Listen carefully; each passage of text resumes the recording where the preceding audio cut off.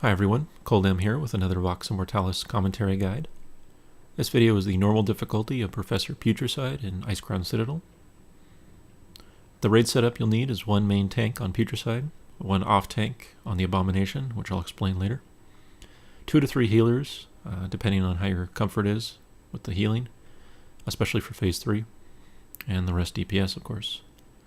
To begin, pull Putricide kind of near a wall and somewhat spread out the range people, and wait for the first 2 slime puddles, which you saw there just there, and then have the tank immediately move Putricide to the south, because he'll frequently cast Unstable Experiment, which he does right there. Unstable Experiment spawns an ooze. There's 2 different colors, and they always alternate. So the first one is going to be green, and this volatile ooze will stun itself when it spawns for a couple seconds, and then eventually pick a random raid target, except a tank.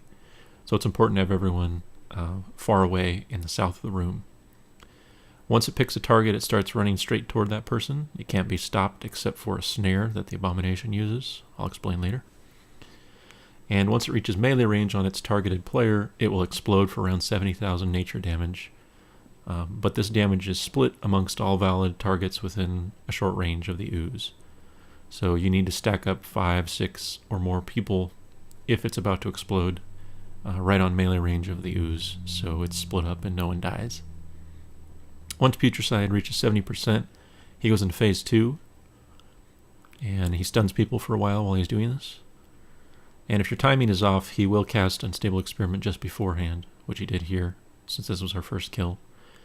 And this time, he spawns a gas cloud, which is a green ooze. And this also picks a random raid member, but this time instead of rooting that player, it chases them, and while it's chasing them, it has a stack of debuffs on it called Gaseous Bloat, and this stack slowly ticks down over time. If it reaches melee range with its target, the orange cloud will explode and hit everyone in the raid regardless of your position. If the stack is too high of Gaseous Bloat, meaning the player didn't kite long enough, then it will kill most of the raid. So when an orange cloud is chasing someone, make sure they're aware of it and they start kiting in the opposite direction. Meanwhile, your DPS should be killing it as normal. So these unstable experiments are really the main thing to handle in both the first and the second phase. You want to be ready for them to spawn, you want to position your raid in the opposite end of where they're coming from, and make sure people are aware of what's happening.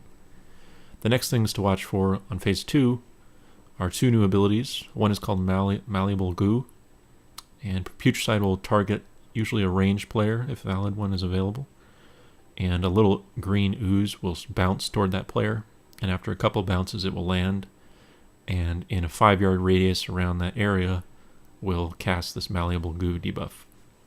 It inflicts about 10,000 nature, but more importantly it slows attack and cast speed by 200% for 20 seconds or so.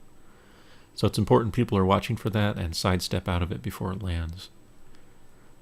The other thing is he'll cast these choking gas vials on the ground. They always cast right underneath him, and so only melee and tanks need to watch for them. And after a few seconds, they will explode. And they also have the ability to reduce the chance for attacks to hit for anyone inside them for like 75%. So again, people need to watch for those on the ground. They're kind of difficult to see. Other than that, he just does Unstable Experiment over and over.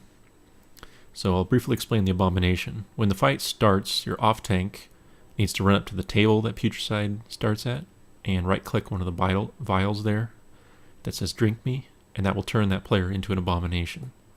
This causes a debuff, so it's important that your raid knows not to dispel the debuff on the off-tank, because it will remove the Abomination.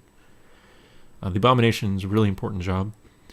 Basically, they have an ability called Eat Ooze, where if they stand directly in the center of a puddle, they can eat the slime puddle ooze and slowly shrink its size. If they don't do this, the puddles will grow in size over and over. So they eat the ooze, and this builds up the Abomination's energy. Once they have a certain amount of energy, it allows them to use their Regurgitated Ooze ability, which snares their target, and it's what is used on the ooze spawns, the orange and the green ones, to snare them so they don't reach their targets too fast. So your Abomination player should get into a pattern of eating both gas slime puddles very quickly and then snaring the subsequent ooze that spawned. They can also do like a Sunder Cleave sort of attack, but while you're learning this, you probably won't have time for that. So as you saw, just at 30%, Putricide went back to his table, stunned everyone, and now he's in phase 3, and this is the DPS race. You want to burn all your cooldowns, Bloodlust, etc. And what happens here is he will cast the mutated Plague on the current tank, and this is a stacking debuff that can stack infinitely. But the way it works is it does around 150 raid damage to the raid at 1 stack, and then it's multiplied by 2.5 every stack after that. So at 5 stacks, it'll be around 7,000 to 8,000 damage every tick on every raid member. So it's what you want to ideally do is have one tank tank it till 4 stacks, which is around 2,000 raid damage, pretty easy. And then the second tank taunts and takes over. And hopefully you can have the DPS to kill Putricide before he reaches 5 stacks on the second tank. If you have to reach 5 stacks, make sure you have raid cooldowns available to help heal that damage and mitigate it a bit. And that's about it. Phase 3 is really the challenging part once you get used to the pattern of oozes.